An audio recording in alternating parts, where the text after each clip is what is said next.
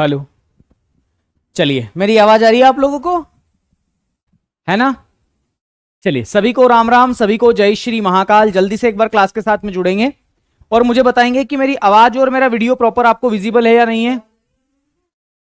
मैं यहां पर चेक कर पा रहा हूं कि मेरी स्पष्ट आपको आवाज आ रही है और सब कुछ ओके है। कोई दिक्कत वाली बात ऐसे तो नहीं है, लेकिन फिर भी मेरा फर्ज है आपसे पूछने का। तो भैया सब लोग एक बार बता देंगे कि हाँ सर, हम सब ठीक हैं और हम तैयार हैं आज की इस क्लास को करने के लिए। बहुत बढ़िया, शानदार शानदार मेरे दोस्त, बहुत ही बढ़िया। तो चलिए, बिना किसी देरी के हम लोग कक्षा की शुरुआत करते हैं। और जैसा कि मैंने आपको बताया है कि हम लोग जो है मेरे साथियों, राष्ट्रीयकृत बैंक के लास्ट टाइम कितना कुछ पढ़ चुके थे, मैं एक बार रिवीजन आप लोगों को करवाना चाहूंगा कि लास्ट टाइम हमने क्या देखा था, है ना? तो लास्ट टाइम हमने क्या देखा था, उस क्लास को देखते हुए फिर हम आगे की ओर बढ़ेंगे। कोई दिक्कत वाली बात नहीं, बहुत बेसिक सी बातें हैं। लेकिन उससे पहले मुझे सब लोग कमेंट करके बताएंगे भी सही कि सब कुछ ओके है, कोई दिक्कत वाली बात तो नहीं है ना? तो मेरे दोस्त, ये तो सुबह की क्लास है, ये रही लास्ट की class. Okay, now we can start. ये लीजिए, मैंने कल की क्लास को यहां पर रिवीजन करवाते हुए मैं आज की अंतिम कक्षा की ओर बढ़ूंगा। कल मैंने आपको एसएलआर पढ़ाया था, आपको याद होगा। एसएलआर हम किसको कहते हैं? तो एसएलआर हम मेरे साथियों सांविधिक तरलता अनुपात को कहते हैं, स्टेट्यूटरी लिक्विडिटी रेशियो। क्या बोलते हैं उसको? स्टेट्यूटरी लिक्विडिटी रेशियो हम इसे कहते हैं। याद होगा ना आपको लास्ट टाइम जो मैंने पढ़ाया था, ठीक है? और फिर मैंने आपको यह बताया था कि राष्ट्रीयकृत बैंकों की संख्या कितनी। लास्ट टाइम शायद मैंने यही आपको बताया था कि राष्ट्रीयकृत बैंकों की संख्या कितनी है, ठीक है? तो एक बार जल्दी से बता देंगे, क्या यहीं तक मैंने बताया था? बहुत बढ़िया, नमस्ते नमस्ते नमस्ते। देखो, सबके नाम लेना बड़ा मुश्किल है। कल आपकी लास्ट क्लास है, ठीक है? कल आपकी लास्ट क्लास है। बहुत बढ़िया, शानदार। आइए आइए, बिना किसी देरी के हम लोग शुरुआत करते हैं। मैं लास्ट पे पहुंच जाता हूं। और कहां गया? ये रहा। मैंने बैंक ऑफ बड़ौदा तक आपको बता दिया था। मैंने बताया था कि वर्तमान में कुल 12 राष्ट्रीयकृत बैंकें हैं, जिसमें से एक एसबीआई है, दूसरी पंजाब नेशनल बैंक है और तीसरी जो है वो बैंक ऑफ बड़ौदा है।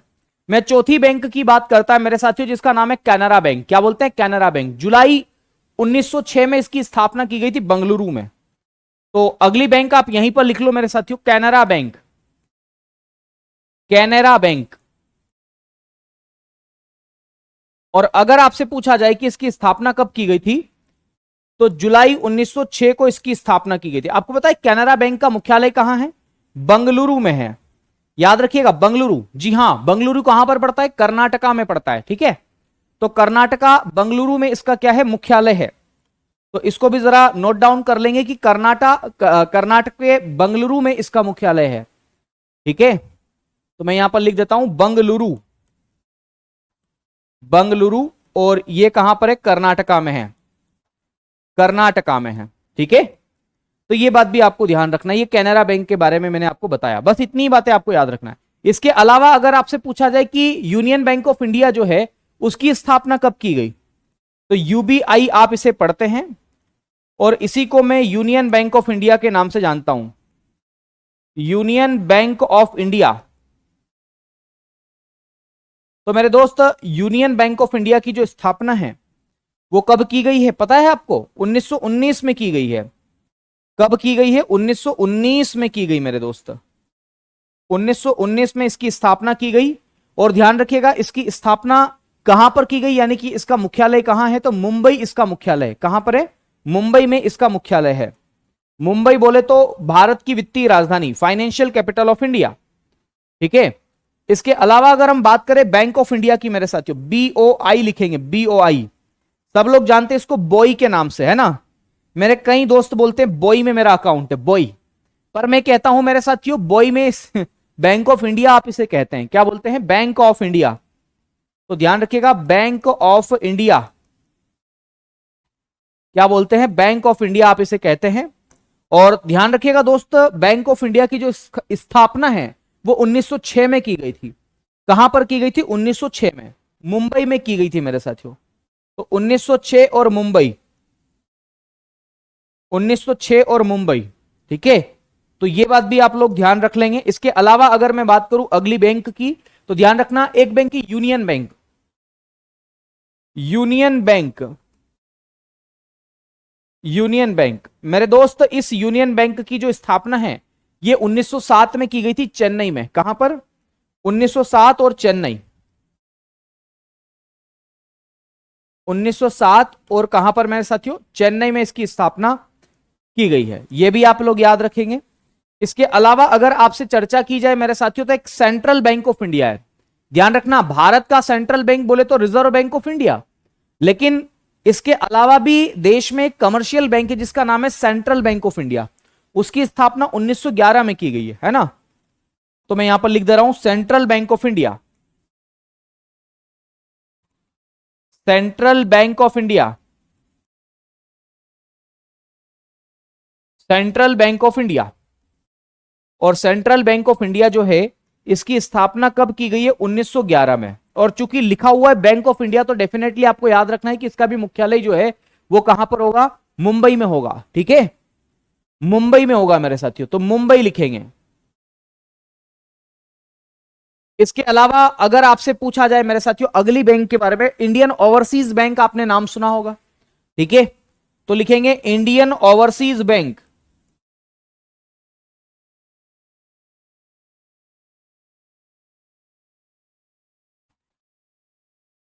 ठीक है, इंडियन ओवरसीज बैंक। अगर आपसे यह पूछा जाए कि इसकी स्थापना कब की गई, तो 1937 में इसकी स्थापना की गई। और कहां पर की गई? तो चेन्नई में इसकी स्थापना की गई। क्या नाम है मेरे दोस्त? इंडियन ओवरसीज बैंक नाम है इसका। तो इंडियन ओवरसीज बैंक को भी आप लोग याद रखेंगे। वैसे ही एक बैंक है मेरे साथियों जिसका नाम है यूको बैंक। यूको बैंक, और यूको ऐसे लिखते हैं, यूको बैंक। 1943 में मेरे साथियों इसकी स्थापना की गई। कब की गई? 1943 में। अगर आपसे पूछा जाए कि इसकी स्थापना कहां पर की गई, तो ध्यान रखिएगा इसकी स्थापना कलकत्ता में की गई थी, कलकत्ता में। ठीक है, कलकत्ता में इसकी स्थापना की गई। वहीं पर मेरे दोस्त अगर आपसे अगला बिंदु पूछा जाए कि बताइए बैंक ऑफ महाराष्ट्र की स्थापना कब की गई, तो 1935 में की गई थी। बैंक ऑफ महाराष्ट्र,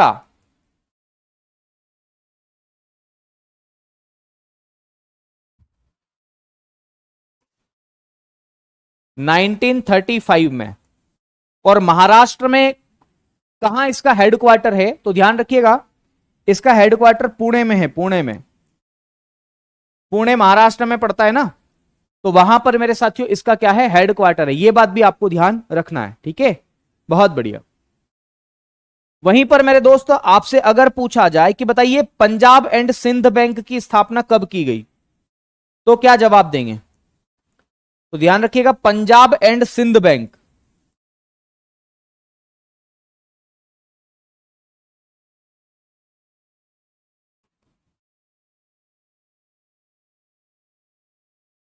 तो पंजाब एंड सिंध बैंक की अगर बात की जाए मेरे दोस्त कि इसकी स्थापना कब की गई, तो ध्यान रखना पंजाब और सिंध बैंक की स्थापना मेरे दोस्त कब की गई, जल्दी से बताएंगे। और कहां पर इसका मुख्यालय है, तो 1908 में दिल्ली के राजेंद्र पैलेस में की गई है। ठीक है, 1908 लिखेंगे और इसमें लिखेंगे राजेंद्र पैलेस दिल्ली, राजेंद्र पैलेस दिल्ली। मेरे दोस्त एक बात मैं आपको बता देना चाहता हूं, मैं संभवतः आपकी 5 तारीख के आसपास मेरे साथियों इकोनॉमी की क्लास लेकर के आने वाला हूं यूट्यूब पर, जो करंट इकोनॉमी का रिलेटेड पार्ट है, करंट इकोनॉमी का पार्ट है वो दरअसल कि किस बैंक के कौन कौन से अभी वर्तमान में इसके एमडी कौन है ना, सीईओ कौन है, ऐसे कुछ प्रश्न लेकर के आने वाला हूं। और क्या रेपो रेट रही है ना, एसएलआर कितनी है, ऐसी बातें मैं कुछ लेकर के आने वाला हूं बहुत जल्दी। तो ध्यान रखना ये 12 बैंक मैंने आपको यहां पर लिखाने की कोशिश की है। मैंने अपनी पूरी तवज्जो के साथ में आपको अच्छे से पढ़ाने की कोशिश की है। अब आपको अपना ध्यान रखना है कि कैसे आपको इसकी तैयारी में 4 चांद लगाना है। ठीक है, तो मेरे साथियों ये सारी बातें आप लिख लीजिएगा, है ना, ये सारी की सारी बातें आप लिख लेना। परीक्षा में बड़ी ही जरूरत के साथ में ये चीजें पूछी जाती है। तो चलिए फिर अब हम आगे की बात करते हैं। मैं इन चीजों को अब मिटा देता हूं, यहां पर जो कल मैंने पढ़ाई थी वो हटा देता हूं और आज की मैं बात अब करूंगा। तो अब मैं एक नया टॉपिक लेना चाह रहा हूं और उसका नाम क्या है, तो ध्यान रखिएगा, उस टॉपिक का नाम है आपका भारत में पंचवर्षीय योजना। ठीक है, या आर्थिक नियोजन की हम बात करेंगे। आप लोग तैयार हैं आज आर्थिक नियोजन के बारे में पढ़ने के लिए? अगर आप लोग तैयार हैं तो फिर मैं भी तैयार हूं आपको पढ़ाने के लिए, है ना? बहुत बढ़िया। जी हां, पंचवर्षीय योजना वाला ही पार्ट हम लोग अब यहां पर करने की कोशिश करेंगे।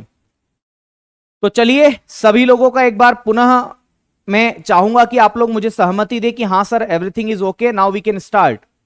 तो फिर हम लोग वहां पर भी चले। ठीक है, ओके, बहुत बढ़िया, शानदार। तो कई साथियों की मुझे हामी यहां पर मिली है और बहुत अच्छी बात है मेरे साथियों।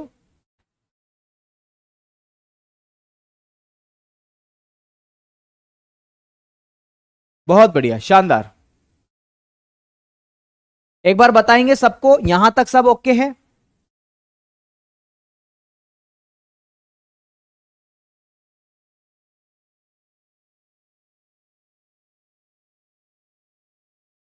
बहुत ही बढ़िया।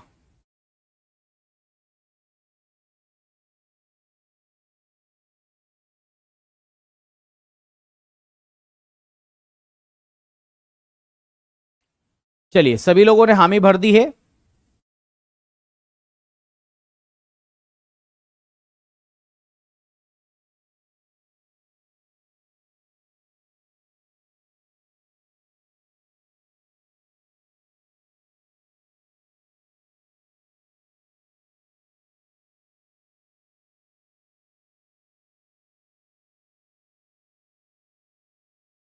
जी, एक मिनट रुक जाइए, अगर मेरे पास में पीडीएफ होगी तो शानदार सा आप लोगों के लिए फायदेमंद चीजें हो जाएगी।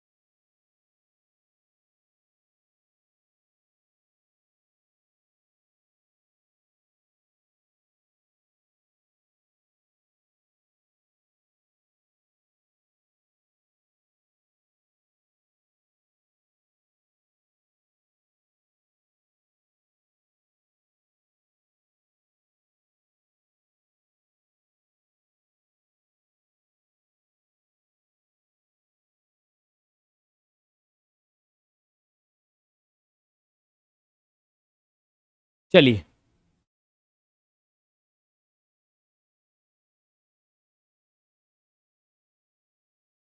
बहुत बढ़िया। तो दोस्तों ध्यान रखिएगा, हम लोग तैयार है?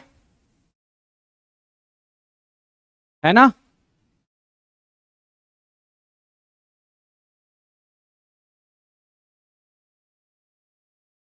चलिए, बहुत बढ़िया, शानदार।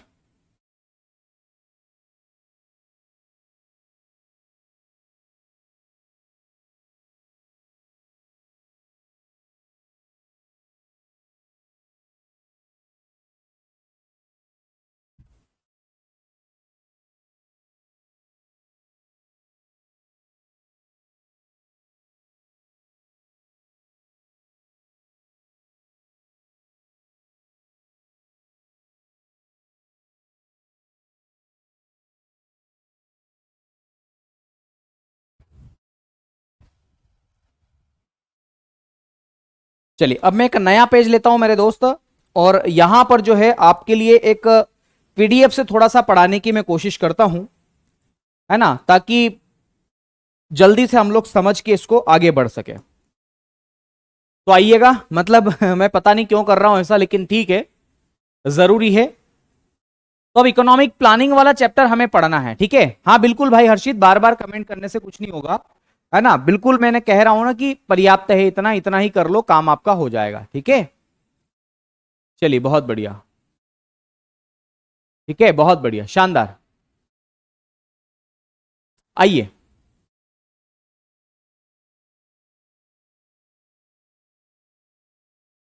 देखो, योजना, नियोजन या आयोजन एक ही चीज है। योजना को ही आप लोग नियोजन कह देते हो, इसी को आयोजन कह देते हो, एक ही बात है ना। तो योजना कह दो, नियोजन कह दो, या फिर इसी को आयोजन कह दो मेरे साथियों। अब हमारे सामने दरअसल 3 प्रश्न आपको यहां पर देखने को मिलेंगे। अब ये 3 प्रश्न क्या है कि योजना नियोजन हम क्यों बनाते हैं, आखिर क्या कारण है उसका बनाने का। तो ध्यान रखिएगा, योजना बनाने का जो मुख्य कारण मुझे लगता है वो क्या लगता है पता है। तो ध्यान रखिएगा, वो ये लगता है कि हम योजना इसलिए बनाते हैं ताकि हमारे जो भविष्य में बनाए गए लक्ष्य हैं उनको हम ठीक तरीके से एक प्रक्रिया के अनुसार जल्दी पूरा कर सकें, है ना। इसलिए योजना हम बनाते हैं। मैं फिर से बता देता हूं योजना क्यों बनाई जाती है। योजना इसलिए बनाई जाती है ताकि भविष्य के लक्ष्यों को जल्दी, ध्यान रखना, बहुत जल्दी और बहुत ही सरल तरीके से, प्रभावपूर्ण तरीके से हम लोग क्या कर सकें, तो ध्यान रखिएगा उसे जो है प्राप्त कर सकें। यह बात आपको ध्यान रखना है। ठीक है, वहीं पर इन लक्ष्यों का क्या करना है, कैसे करना है और कब करना है। ठीक है, ये हमारे 3 प्रश्न हैं। छोड़िए इस बात को, आप तो ये देखिए कि योजना के उद्देश्य क्या होते हैं या इसके ऑब्जेक्टिव क्या होते हैं मेरे साथियों। तो अगर आपसे ये पूछे कि भैया जो प्लानिंग है आपकी, ध्यान रखना इसको बोलते हैं प्लानिंग। तो प्लानिंग के ऑब्जेक्टिव क्या है, हम प्लानिंग क्यों बनाते हैं, आखिर क्या कारण है प्लानिंग बनाने का। तो सबसे पहला कारण है मेरे साथियों प्लानिंग बनाने का है इकोनॉमिक ग्रोथ, आर्थिक समृद्धि। आप इसे अंग्रेजी में, हिंदी में कहते हैं, इसी को अंग्रेजी में इकोनॉमिक ग्रोथ के नाम से जानते हैं। किसी भी देश की इकोनॉमिक ग्रोथ को बढ़ाने का जो पहला उद्देश्य होता है वो योजना का होता है। यानी कि हम लोग नियम कानून योजना इसलिए बनाते हैं ताकि देश का विकास हो सके, देश को एक सही रास्ते पर हम चला सकें। यह बात आपको ध्यान रखना है। तो प्रशांत भाई, इकोनॉमिक ग्रोथ जो है उसको अचीव करना जो है योजना का पहला ऑब्जेक्टिव है, यह बात आपको ध्यान रखना है। ठीक है, वहीं पर योजना इसलिए बनाई जाती है ताकि लोगों को इंप्लॉयमेंट मिले। इंप्लॉयमेंट का मतलब होता है रोजगार, तो लोगों को रोजगार भी मिले इसलिए योजना बनाई जाती है। जैसे मनरेगा योजना, ध्यान रखिएगा, मनरेगा योजना में जो योजना बनाई जाती है 100 दिनों का गारंटी युक्त जो उन्हें काम दिया जाता है ना। तो वो मनरेगा योजना के अंतर्गत ग्रामीण क्षेत्रों में जो ग्रामीण कृषक भाई हैं या ग्रामीण क्षेत्र के जो निवासी है उनको 100 दिनों का गारंटी युक्त मेरे साथियों क्या देना, रोजगार प्रदान करना, है ना। तो वो रोजगार क्यों प्रदान किया जा रहा है, वो रोजगार इसलिए प्रदान किया जा रहा है ताकि उनको क्या मिल सके, रोजगार मिल सके, इसलिए मनरेगा योजना को बनाया गया है। ठीक है, वहीं पर ध्यान रखना मेरे साथियों, आय की विषमता को कम करना, है ना, डिक्रीज करना, किसको, इनइक्विलिटीज ऑफ इनकम को। तो मेरे साथियों डिक्रीजिंग या decrease the inequalities of income, inequalities of income यानी कि आय की जो विषमता है उसको कम करना। कई लोगों के पास में बहुत ज्यादा पैसा है ना, और कई लोग बेचारे बहुत ज्यादा गरीब है। तो ये गरीबी और अमीरी की जो खाई है इसको कम करना, क्योंकि अक्सर देखा गया है कि गरीब व्यक्ति और ज्यादा गरीब हो रहा है और अमीर व्यक्ति और ज्यादा अमीर हो रहा है। तो कहीं ना कहीं ये दिक्कत वाली तो बात है ना। तो ये बात भी आपको ध्यान रखना, इसलिए भी योजना बनाई जाती है, इसलिए भी प्लानिंग किया जाता है। गरीबी, इसे आप कहते हैं पुअर्टी मेरे साथियों। तो ध्यान रखिएगा, गरीबी को कम करना, पुअर्टी को मेरे साथियों कम करना भी योजना बनाने का उद्देश्य है। तो गरीबी को कम करना भी योजना बनाने का उद्देश्य है। तो ये इतने सारे उद्देश्य या ऑब्जेक्टिव मेरे साथियों हम लेकर के चल रहे हैं। फिर अर्थव्यवस्था का आधुनिकीकरण करना, यानी कि मॉडर्निफिकेशन ऑफ इकोनॉमी। ध्यान रखना, इसको हम लोग क्या बोलते हैं, modernification of economy. Modernification of economy. तो अर्थव्यवस्था का आधुनिकीकरण करना मेरे साथियों, यह भी योजना बनाने का उद्देश्य है। तो योजना बनाने का एक उद्देश्य यह भी है कि हम अर्थव्यवस्था का क्या कर सकें, आधुनिकीकरण कर सकें। वहीं पर राष्ट्रीय आय को बढ़ाना, यानी कि नेशनल इनकम को इंक्रीज करना मेरे साथियों, इसलिए भी योजना बनाई जाती है। जैसे मुद्रा योजना बनाई गई, मुद्रा योजना जो छोटे निवेशक है, इन्वेस्टर है, उनको प्रदान की जाती, इसलिए प्रदान की जाती है ताकि वो इन्वेस्टमेंट करे, ताकि वो खर्च करे, किसी न किसी उत्पादन कार्य में संलग्न हो जाए। ठीक है, तो ये बात आपको ध्यान रखना है। ठीक है, इसलिए भी योजना बनाई जाती है। फिर एक और है मेरे साथियों, प्रति व्यक्ति आय को बढ़ाना, जिसे आप पर कैपिटा इनकम कहते हैं। तो मेरे दोस्त, पर कैपिटा इनकम को इंक्रीज करना भी योजना बनाने का उद्देश्य है, यानी कि प्रत्येक व्यक्ति की जो आय है उसको बढ़ाने का उद्देश्य भी मेरे साथियों इस योजना बनाने का उद्देश्य, ये बात आपको ध्यान रखना। फिर अगला है सामाजिक आर्थिक न्याय, है ना, इसको हम बोलते हैं socio economic justice. Socio economic justice, socio economic justice मेरे साथियों, है ना, ये प्रदान करना नागरिकों को, ये भी योजना बनाने का उद्देश्य है। तो आपको पता है ना योजना क्यों बनाई जाती है, तो योजना बनाने की ये सारे के सारे कारण हैं। अगला है मेरे साथियों भूखमरी को कम करना, भूखमरी को बोलते हैं हंगरनेस। तो ध्यान रखिएगा, हंगरनेस जो है इसको क्या करना, कम करना, लोगों में जो भूखमरी की समस्याएं हैं उसको क्या करना, कम करना। अब मैं एक बार वापस से इसको क्या कर देता हूं, रिपीट कर देता हूं, है ना। देखो योजना क्यों बनाई जाती है, योजना इसलिए बनाई जाती है ताकि हमारे लक्ष्यों को, हमारे जो टारगेट हमने बनाए हैं उनको हम जल्दी से पूरा कर सकें और अच्छे तरीके से पूरा कर सके। इसीलिए तो आप प्लान बनाते हो ना, जैसे हमने भी प्लान बनाया कि एसएससी सीजीएल और जीडी की आपकी वैकेंसी आने वाली है ना, तो ध्यान रखिएगा उसके लिए कौन कौन टीचर कब कब क्लास लेगा, ये सारी की सारी बातें आपको ध्यान रखना है। तो हमने एक प्लान बनाया, तो प्लान बनाने का जो उद्देश्य है वो क्या है, तो इकोनॉमिक ग्रोथ को बढ़ाना, देश की इकोनॉमिक ग्रोथ को बढ़ाना हमारा योजना बनाने का क्या है, उद्देश्य। ये बात आपको ध्यान रखना है। ठीक है, चलिए सेकंड क्या है, इंप्लॉयमेंट को जनरेट करना, इंप्लॉयमेंट बढ़ाना मेरे साथियों, ये भी प्लानिंग बनाना का ऑब्जेक्टिव है। फिर तीसरा है जो इनइक्वालिटीज ऑफ इनकम है उसको क्या करना, डिक्रीज करना, ये बात आपको ध्यान रखना है। ठीक है, फिर अगला है पुअर्टी को मेरे साथियों कम करना, गरीबी को कम करना, ये बात ध्यान रखना। अगला है इकोनॉमी का मॉडर्निफिकेशन करना, अर्थव्यवस्था को आधुनिकीकरण से जोड़ना, है ना, यह भी योजना का उद्देश्य होता है। फिर मेरे साथियों नेशनल इनकम को बढ़ाना, यह भी प्लानिंग बनाने का एक उद्देश्य है, यह देखना मेरे साथियों। ठीक है, फिर पर कैपिटा इनकम जो है उसको बढ़ाना, पर कैपिटा इनकम का मतलब होता है प्रति व्यक्ति आय। जैसे आपके परिवार में कुल 4 लोग रहते हैं और 4 लोग, मान लो चारों लोग जो है वो 1,000 रुपए कमाते हैं, या ऐसा मान लो कि 5 लोग रहते हैं और 5 लोग 1,000 रुपए कमाते, टोटल आपके परिवार की जो इनकम है वो 1,000 रुपए है, 5 लोग 1,000 रुपए कमाते हैं। वहीं पर अगर पर कैपिटा इनकम की मैं बात करूं तो पर कैपिटा इनकम कितनी होगी, तो 1,000 डिवाइडेड बाई 5, है ना, जितनी भी टोटल इनकम है उसमें से जो संख्या है लोगों की उसको हम डिवाइड कर देंगे तो पीसीआई यानी कि पर कैपिटा इनकम आ जाएगी। तो इसको भी बढ़ाना, इसलिए भी योजना बनाई जाती है। ठीक है, अब ध्यान रखना socio economic justice, socio economic justice का मतलब है सामाजिक आर्थिक न्याय। देखो इसका सामान्य सा मतलब यह है कि समाज में सामाजिक रूप से समानता उपलब्ध कराना, समानता का मतलब है इक्विलिटीज।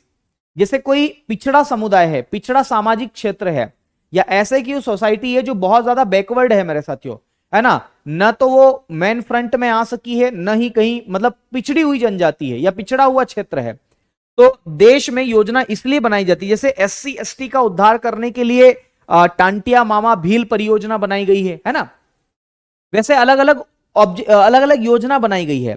वैसे ही मेरे साथियों महिलाओं की सामाजिक स्थिति वास्तव में बहुत ज्यादा खराब है, इसलिए मध्य प्रदेश में लाडली बहना योजना बनाई गई है। तो ये बात भी आपको ध्यान रखना, वो क्यों बनाई गई, ताकि महिलाओं की स्थिति में सुधार हो, है ना। वृद्धों के लिए, बुजुर्गों के लिए मेरे साथियों तीर्थ यात्रा कराई जाती है गवर्नमेंट के द्वारा, सरकार के द्वारा। वो क्यों बनाई जाती है, ताकि उनकी सोशियोलॉजी में या हम कहें कि सामाजिक परिवेश में बढ़ोतरी हो, यही तो होता है ना सारा उद्देश्य। तो ये बात आपको ध्यान रखना है। तो इसलिए भी, और भुखमरी को कम करना, देश में ऑलरेडी भुखमरी पहले बहुत ज्यादा थी, अब तो थोड़ी बहुत कम हुई है, लेकिन हाँ फिर भी हम कह सकते हैं कि भुखमरी पर्याप्त रूप में है, और इसको कम करना हमारा जो उद्देश्य है उसको भी आपको ध्यान में रखना होगा। ठीक है, चलिए बहुत बढ़िया, इतनी बातें समझ में आ गई आप लोगों को। एक बार मैं चाहूंगा कि आप यहां तक मुझे बताएं कि हाँ सर ओके है, मैं देख पा रहा हूं कि सब कुछ ठीक ठाक तरीके से चल रहा है, और बढ़िया है, कोई दिक्कत वाली बात नहीं है। ठीक है,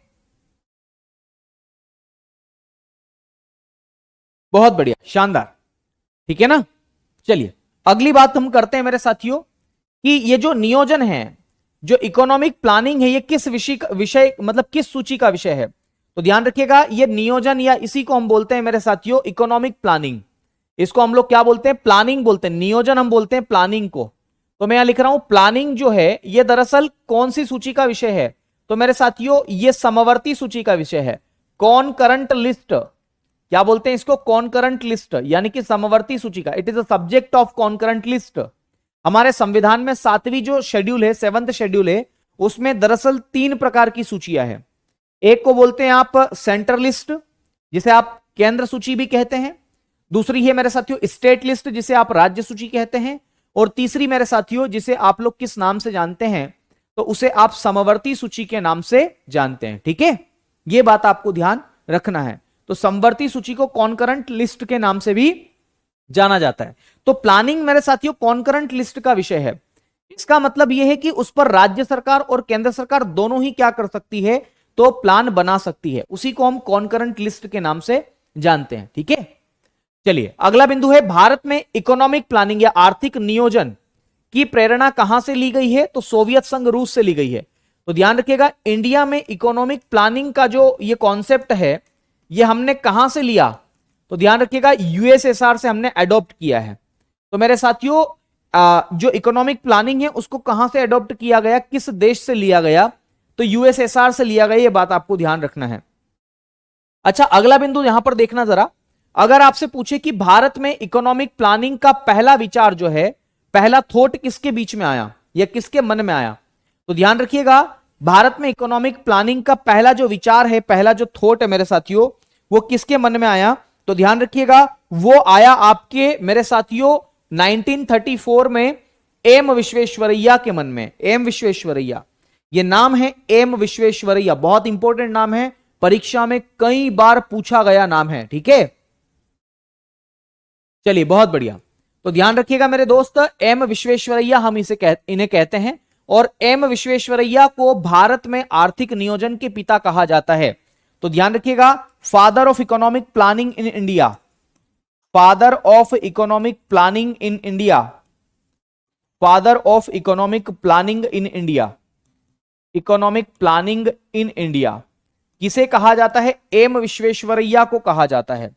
ठीक है, तो एम विश्वेश्वरैया जो है उनको हम father of economic planning in India कहा जाता है। ठीक है, यह बात आपको ध्यान रखना है। भारत में आर्थिक नियोजन के पिता एम विश्वेश्वरैया को, क्यों, क्योंकि 1934 में सबसे पहले इनके मन में विचार आया कि भारत में इकोनॉमिक प्लानिंग होनी चाहिए। यह बात आपको ध्यान रखना है। ठीक है, चलिए आगे बढ़े। बहुत बढ़िया, देखो 1938 की बात है मेरे दोस्त। 1938 में कांग्रेस ने एक प्लान बनाया था जिसे हम कांग्रेस प्लान के नाम से जानते हैं, या कांग्रेस का एक कॉन्फ्रेंस हुआ था। ध्यान रखिएगा उस कॉन्फ्रेंस का नाम है हरिपुरा कॉन्फ्रेंस, ये गुजरात में है। ध्यान रखना हरिपुरा, हरिपुरा, हरिपुरा कॉन्फ्रेंस आप इसे कहते हैं। हरिपुरा कॉन्फ्रेंस आप इसे कहते हैं। और हरिपुरा कॉन्फ्रेंस जो है वो 1938 में मेरे साथियों कहां पर की गई थी, तो गुजरात में की गई थी। ठीक है, पूछा जा सकता है कि 1938 में कौन सी कॉन्फ्रेंस हुई थी, इंडियन नेशनल कांग्रेस की, तो हरिपुरा कॉन्फ्रेंस हुई थी। और इस हरिपुरा कॉन्फ्रेंस में क्या किया गया था, तो ध्यान रखिएगा इस हरिपुरा कॉन्फ्रेंस के जो अध्यक्ष थे, चेयरमैन थे, वो कौन थे, तो ध्यान रखिएगा इस हरिपुरा कॉन्फ्रेंस के जो चेयरमैन थे मेरे साथियों, वो आपके अपने ध्यान रखना सुभाष चंद्र बोस थे। तो इसके अध्यक्ष सुभाष चंद्र बोस थे। 1938 में जो हरिपुरा कॉन्फ्रेंस हुई थी उसके अध्यक्ष की मैं बात कर रहा हूं। और ध्यान रखना इसी कॉन्फ्रेंस में एक कमिटी बनाई गई थी, और वो कौन सी कमिटी थी, नेशनल प्लानिंग कमिटी, एनपीसी हम इसे कहते हैं। क्या बोलते हैं इसको, एनपीसी, या इसी को अगर आप चाहें तो लिख लें नेशनल प्लानिंग कमिटी, आप इसे कहते हैं नेशनल प्लानिंग कमिटी। ठीक है, नेशनल प्लानिंग हम कमिटी कहते हैं इसे। और इस कमिटी के जो अध्यक्ष बनाए गए थे वो किसको बनाए गए थे, इस कमिटी का चेयरमैन किसे बनाया गया था, तो पंडित जवाहरलाल नेहरू जो है जो कि देश के पहले पीएम भी थे, इनको बनाया गया था। ठीक है, ये थोड़ा सा आपको ध्यान रखना है। मैंने क्या बताया फिर से समझ लो। मैंने ये बताया कि 1938 में कांग्रेस की एक कॉन्फ्रेंस होती है जिसका नाम है हरिपुरा कॉन्फ्रेंस। चूंकि ये हरिपुरा स्थान है गुजरात में, वहां पर होती है 1938 में, जिसकी चेयरमैनशिप जो है वो कौन करते हैं, तो सुभाष चंद्र बोस करते हैं। और इसी में क्या होता है, तो ध्यान रखना, इसी कॉन्फ्रेंस में मेरे साथियों नेशनल प्लानिंग कमिटी यानी कि राष्ट्रीय नियोजन समिति का गठन किया जाता है, स्टेब्लिश की जाती है। और जिसके अध्यक्ष किसे बनाया जाता है, तो ध्यान रखिएगा, इसके अध्यक्ष जो है मेरे दोस्त, वह आपके जवाहरलाल नेहरू जी को बनाया जाता है। ठीक है, यह बात थी कुल मिलाकर के। अब 1944 में मेरे साथियों बॉम्बे प्लान बनता है। बॉम्बे प्लान आप इसे कहते हैं, क्या बोलते हैं इसको, बॉम्बे प्लान बोलते हैं। एक बात मैं आपको बता दूं, बॉम्बे के 8 जो उद्योगपति है, बड़े बड़े 8 इंडस्ट्री के मेरे साथियों मालिक जो हैं, वो इस प्लान को बनाते हैं। तो पूछा जा सकता है कि बॉम्बे प्लान किसके द्वारा बनाया गया, तो बॉम्बे के 8 उद्योगपतियों के द्वारा बनाया गया। हम बोलते हैं इंडस्ट्रियलिस्ट, आप उसे कह दो मेरे साथियों, है ना। उद्योगपति, बड़े बड़े जो उद्योग घराने हैं, जैसे मैं बताऊं मेरे साथियों आपको, इसमें इसके जो प्रमुख थे वो थे सर आर्देशिर दलाल। ध्यान रखिएगा, इसमें जो मुख्य व्यक्ति थे वो सर आर्देशिर दलाल थे। बाकी 7 और भी अन्य थे। अगर आप चाहें लिखना मेरे साथियों तो लिख सकते हैं, गूगल करके आप लिख लीजिएगा कि ये जो 1944 में बॉम्बे प्लान बनाया गया था, इस बॉम्बे प्लान के जो मेंबर्स थे वो कौन कौन थे, है ना, और इसकी चेयरमैनशिप या इसका हेड कौन थे। तो ध्यान रखिएगा, इसके हेड जो है वो कौन थे, तो ध्यान रखिएगा सर आर्देशिर दलाल। मेरी बहन प्रिया, मैंने आपको इसीलिए बताया था, ध्यान नहीं रहता है तुम्हारा, 2 चेयरमैन कैसे, मैंने बताया था, फिर से सुनो प्रिया, मैंने बताया था 1938 में कांग्रेस का एक कॉन्फ्रेंस होता है जो कि हरिपुरा गुजरात में होता है, इसीलिए 1938 के कॉन्फ्रेंस को हरिपुरा कॉन्फ्रेंस कहते हैं।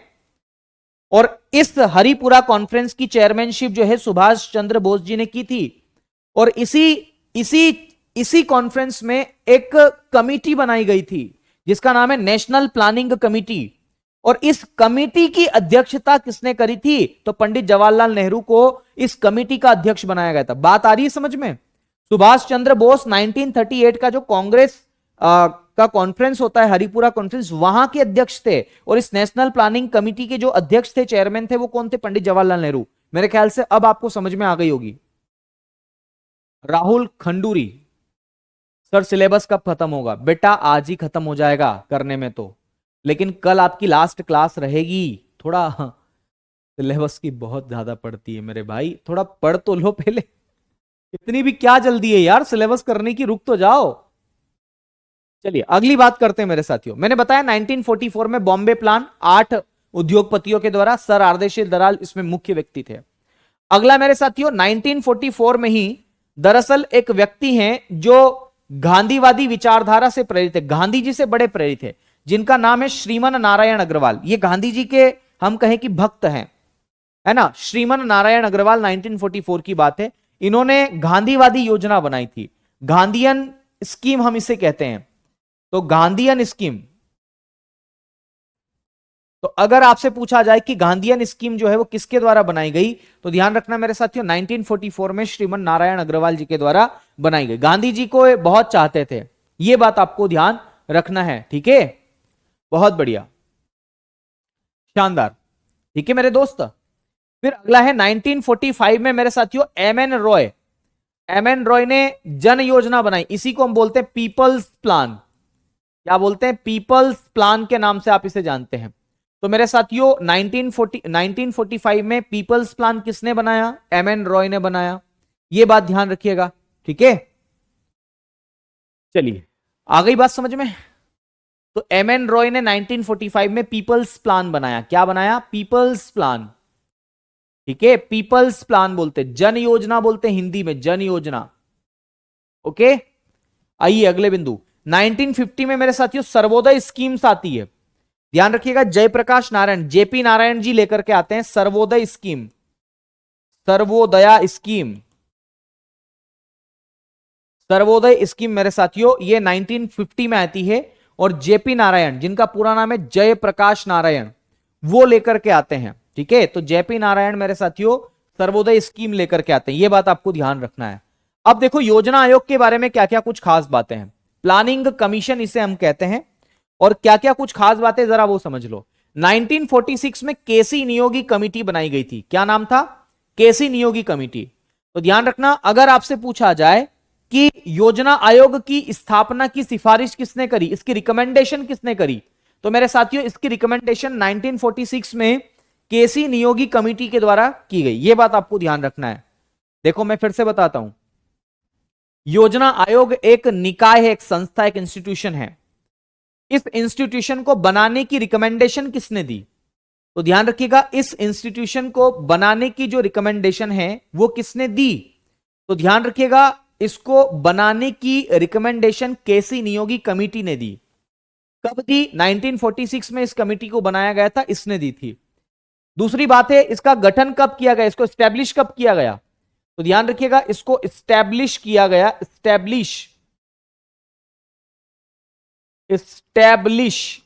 इसको स्टैब्लिश किया गया 15 मार्च 1950 को।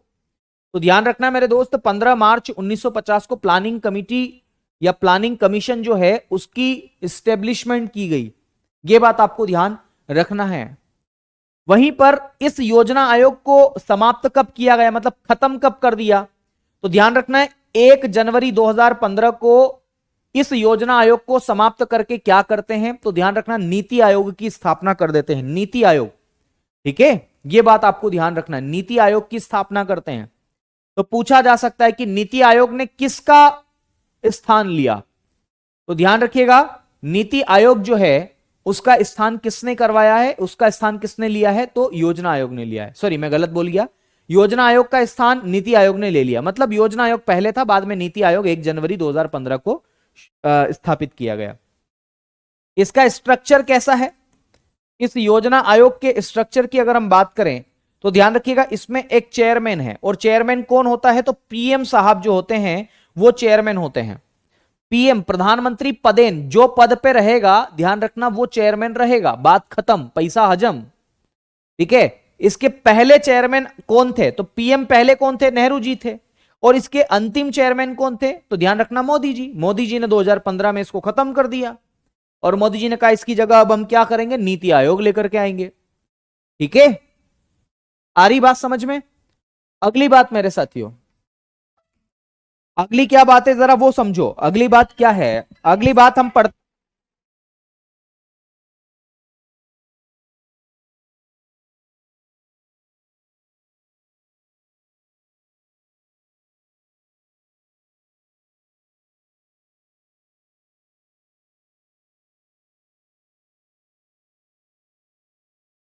चलिए आगे बढ़े। ध्यान रखना है, इसके उपाध्यक्ष, वाइस चेयरमैन की अगर हम बात करें तो इसके उपाध्यक्ष का जो अपॉइंटमेंट है वो कौन करता है? इसको कौन अपॉइंट करता है? तो ध्यान रखिएगा, पीएम साहब इसको अपॉइंटमेंट करते हैं। और पूछा जाता है इसके पहले उपाध्यक्ष कौन थे? तो गुलजारी लाल नंदा थे। और अंतिम कौन थे? तो ध्यान रखिएगा, Montek Singh Ahluwalia. That is the most important point. ध्यान रखना, अभी यूपी पुलिस में भी आया है यहां से क्वेश्चन कि भैया बताइए जो उपाध्यक्ष हैं वो कौन है योजना आयोग के? पहले कौन थे? तो पहले थे मेरे साथियों आपके गुलजारी लाल नंदा। और बोले तो बोले अंतिम कौन थे? तो क्या जवाब देंगे? तो ध्यान रखिएगा, आप लोगों को जवाब देना है मोंटेक सिंह अहलूवालिया। आज पॉलिटी में पढ़ा है, कोई बात नहीं, अच्छी बात है। अच्छा, इसका नेचर कैसा, इसकी प्रकृति कैसी है? अगर आपसे पूछा जाए कि इसका नेचर कैसा है, तो ये सलाहकारी है। सलाहकारी को हम बोलते हैं एडवाइजरी बॉडी मेरे साथियों, या इसी को बोलते हैं गैर संवैधानिक। इसको हम अंग्रेजी में बोलते हैं नॉन कॉन्स्टिट्यूशनल। मतलब संविधान के अलावा, इसका जिक्र संविधान में नहीं है, तो इसे एडवाइजरी बॉडी भी आप कह सकते हैं, या फिर मेरे साथियों और क्या कह सकते हैं? ठीक है, या फिर इसको आप और किस नाम से जानते हैं? तो और इसको जानते हैं मेरे साथियों नॉन कॉन्स्टिट्यूशनल, मतलब संविधान में इसका जिक्र नहीं है। और ध्यान रखना, एक व्यक्ति है अशोक चंद्रा। अशोक चंद्रा ने इस योजना आयोग को आर्थिक मंत्री परिषद, इकोनॉमिक कैबिनेट आप इसे कहते हैं अंग्रेजी में, है ना? तो पूछा जा सकता है कि इकोनॉमिक कैबिनेट जो है वो किसने कहा? तो इकोनॉमिक कैबिनेट मेरे साथियों अशोक चंद्रा ने कहा। किसको कहा? इस प्लानिंग कमीशन को कहा। ठीक है, ये बात आपको ध्यान रखना, बहुत बेसिक सी बात है देखो, और अगर ये बात नहीं पढ़ी तो फिर क्या पढ़ी। ओके,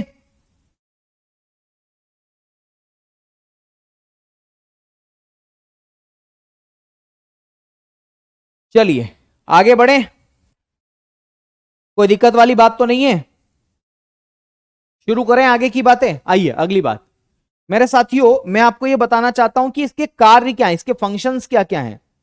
तो इस योजना आयोग का पहला फंक्शन है देश में संसाधनों का आकलन करना, हमारे देश में रिसोर्सेस कितने हैं उसका आकलन करना मेरे साथियों, इसका कार्य है, पहला फंक्शन है। दूसरा है इन संसाधनों के प्रभावी उपयोग के लिए पंचवर्षीय योजनाओं का निर्माण करना। तो अगर आपसे पूछे कि 5 ईयर प्लान कौन बनाता है, तो 5 ईयर प्लान मेरे साथियों आपका कौन बनाता है, तो ध्यान रखना ये बनाता है योजना आयोग। ठीक है, वहीं पर योजनाओं हेतु प्राथमिकताओं का निर्धारण एवं संसाधनों का आवंटन करना, कौन कौन सी योजनाओं में कितना पैसा जाने वाला है ना, कौन कौन सी योजनाओं को कितना महत्व देना है, ये सारा का सारा जो काम है वो कौन करेगा, तो ध्यान रखिएगा ये आपका जो है वो योजना आयोग करेगा। ठीक है, ये बात भी आपको ध्यान रखना है। ठीक है, चलिए बहुत बेसिक सी बात मैंने आपको यहां पर बताने की कोशिश की है, और मेरे ख्याल से मैं उम्मीद करता हूं कि ये सब बातें आपको अच्छे से समझ में आ भी गई होगी। ठीक है, बहुत बढ़िया, शानदार, आगे बढ़े।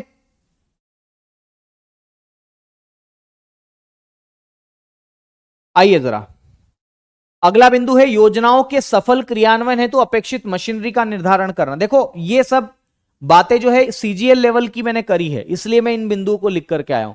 मतलब उसका मूल्यांकन करना, योजना कितनी सफल हुई है ना, कितनी आगे बढ़ी, ये सारी की सारी चीजें, इसका एवोल्यूशन मेरे साथियों यहां पर आपको देखने को मिलेगा। ठीक है, तो ये बात भी आपको ध्यान रखना है, उम्मीद है अच्छे से समझ में आ रहा होगा। अगला है योजना की प्रगति का समय समय पर मूल्यांकन करना। मैंने वही बताया ना कि कौन सी योजना कितनी अच्छे से चल रही है ना, उसमें और क्या क्या सुधार होना बाकी है, ये सारी की चीजों के बारे में यहां पर बताया गया है। तो ये सब की सब बातें यहां पर ध्यान रखना है। अच्छा, एनडीसी के बारे में बात करते हैं। एनडीसी का मतलब है नेशनल डेवलपमेंट काउंसिल, आप इसे कहते हैं नेशनल डेवलपमेंट काउंसिल, एनडीसी हम इसे कहते हैं। एनडीसी बहुत ही इंपॉर्टेंट संस्था है, यहां से तो कई बार प्रश्न पूछा गया है। एनडीसी की स्थापना कब की गई, तो 6 अगस्त 1952 को इसकी स्टैब्लिशमेंट की गई। ठीक है, अगर पूछा जाए कि इसकी प्रकृति कैसी, इसका नेचर कैसा है, नेचर का मतलब है कि क्या इसका जिक्र संविधान के अंदर है, अगर ऐसा प्रश्न पूछा जाए तो क्या जवाब देंगे, तो ध्यान रखिएगा इसका नेचर, प्रकृति को आप लोग क्या बोलते हैं, नेचर बोलते हैं, नेचर। तो मेरे दोस्त इसका नेचर कैसा है, स्थापना को बोलते हैं एस्टेब्लिशमेंट, एस्टेब्लिशमेंट आप इसे कहते हैं, और इसकी प्रकृति को बोलते हैं नेचर। तो ये गैर वैधानिक है, या इसी को संवैधानेतर बोलते हैं, नॉन कॉन्स्टिट्यूशनल, एक ही बात है, non constitutional, constitutional, non constitutional आप इसे कहते हैं। ठीक है, गैर संवैधानिक आप इसे कहते हैं। इसके अध्यक्ष कौन है मेरे साथियों, तो ध्यान रखिएगा इसके चेयरमैन जो है वो कौन है, तो पीएम इसके चेयरमैन, चेयरमैन मेरे साथियों इसके पीएम होते हैं। पीएम का मतलब समझते हो ना, प्रधानमंत्री जी, वो इसके क्या होते हैं, तो ध्यान रखिएगा वो इसके अध्यक्ष होते हैं, ये बात भी आपको ध्यान रखना है। ठीक है, तो तमाम बातें मैंने बताई, देखो क्या क्या बताई एनडीसी के बारे में। तो मैंने एनडीसी के बारे में ये बताया मेरे साथियों, नेशनल डेवलपमेंट काउंसिल इसका पूरा नाम है। अगर आपसे पूछा जाए कि इसकी स्थापना कब की गई, तो इसकी स्थापना, एस्टेब्लिशमेंट इसकी 6 अगस्त 1952 को की गई, 1952 को। वहीं पर बात की जाए इसकी प्रकृति क्या है, तो ध्यान रखिएगा इसका नेचर कैसा है मेरे साथियों, क्या इसका जिक्र संविधान में है, तो मैं कहूंगा नहीं। फिर ये नॉन कॉन्स्टिट्यूशनल है, इसी को नॉन कॉन्स्टिट्यूशनल के नाम से जानते हैं। ठीक है, आ रही बात समझ में, ये नॉन कॉन्स्टिट्यूशनल है मेरे साथियों, गैर संवैधानिक लिखा हुआ है, मैंने यहां भी लिखा है। इसके चेयरमैन कौन है, तो पीएम साहब इसके चेयरमैन होते हैं। ठीक है, तो ये इतनी सारी बातें मैंने इसके अंतर्गत आपको बताने की कोशिश की है, उम्मीद है ये सारी बातें आपको समझ में आई होगी। ठीक है, मैं ऐसा मान करके चल रहा हूं कि हां समझ में आई होगी। चलिए अगली बात करते हैं मेरे साथियों नीति आयोग के बारे में। नीति आयोग, इसको हिंदी में बोलते हैं राष्ट्रीय भारत परिवर्तन संस्था। देखो मोस्ट इंपोर्टेंट बात यह है कि नीति आयोग का अंग्रेजी में क्या फुल फॉर्म है? National institution for transforming India. बहुत बार पूछा जाता है। National institution for transforming India आप इसे कहते हैं, इसका फुल फॉर्म है। ठीक है, यह बात आपको ध्यान रखना है, रखना पड़ेगी। चलिए अगली बात, इसकी स्थापना कब की गई? इसको एस्टैब्लिश कब किया गया? इसको एस्टैब्लिशमेंट बोलते हैं। इसको एस्टैब्लिश किया गया 1 जनवरी 2015 को। किसकी जगह? योजना आयोग की जगह। अच्छा, इसकी घोषणा कब की गई थी? तो ध्यान रखना, मोदी जी दिल्ली के लाल किले से 2014 में 15 अगस्त मना रहे थे, आजादी का जश्न मना रहे थे, तभी इसकी घोषणा की गई थी। तो 15 अगस्त 2014 को प्रधानमंत्री मोदी जी ने इसकी घोषणा मेरे साथियों दिल्ली के लाल किले से की थी कि दोस्तों, साथियों, प्यारे बहनों और भाइयों, 1 जनवरी 2015 से योजना आयोग की जगह नीति आयोग चलता रहेगा, नीति आयोग की स्थापना की जाएगी। यह घोषणा की थी। ठीक है, अगला है मेरे साथियों, नीति आयोग जो है वो दरअसल एक थिंक टैंक है। अंग्रेजी में ही थिंक टैंक बोलते हैं दोस्त। थिंक टैंक का मतलब होता है बौद्धिक संस्था, या इसी को इंटेलेक्चुअल इंस्टीट्यूशन भी आप कह सकते हैं, क्योंकि यहां पर बुद्धि वाले लोग हैं, है ना। यह बात आपको ध्यान रखना है, यहां पर कैसे लोग हैं? बुद्धि वाले लोग हैं। फिर अगला है, इसका जो नेचर है वो कैसा है?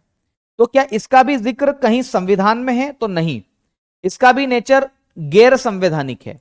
इसी को हम बोलते हैं नॉन कॉन्स्टिट्यूशनल।